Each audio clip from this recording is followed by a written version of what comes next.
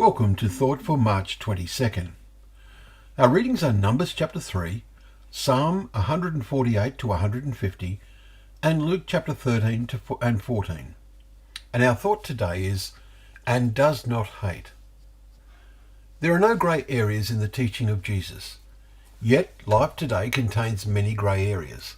Human legislation in most countries appears to us in many ways to bend over backwards to allow all kinds of behaviour. You can live and behave as you like as long as you do not tread on anyone else's toes, as the saying is. These thoughts entered our mind as we read the teaching of Jesus in Luke chapter 14. It tells us, "Now great crowds accompanied him," verse 25. Imagine the scene, how popular he had become, but it was not of the same order of popularity that many stars achieve today.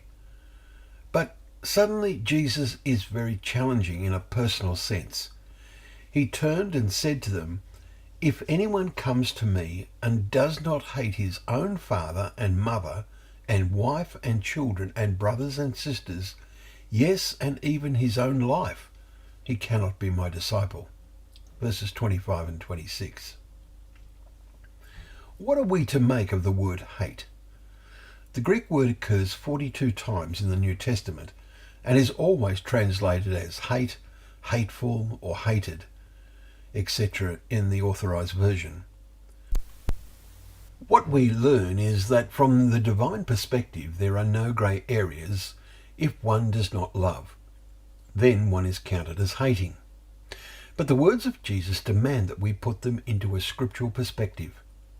Nowhere in the New Testament do we find the word opinion, yet our world today uses it abundantly.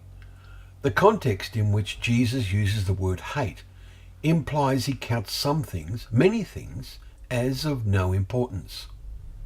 In following in his footsteps to come after Christ, we must see life's values, or lack of them, as he sees them.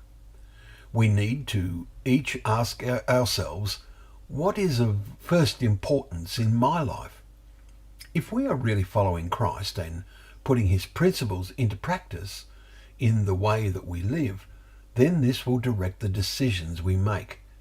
This will totally push to one side all other things we think of and do. They will have no priority in our planning. Look at the parable Jesus tells immediately after giving this challenging teaching in verse 27 to 33. What kind of tower are we building? Is your life, is mine, like building a tower? As we build using the material Jesus and his Father supplies, we get to see the meaning of life from the divine perspective with greater and greater clarity. We must each ask ourselves today, how is my building going? What sort of view am I now getting of life?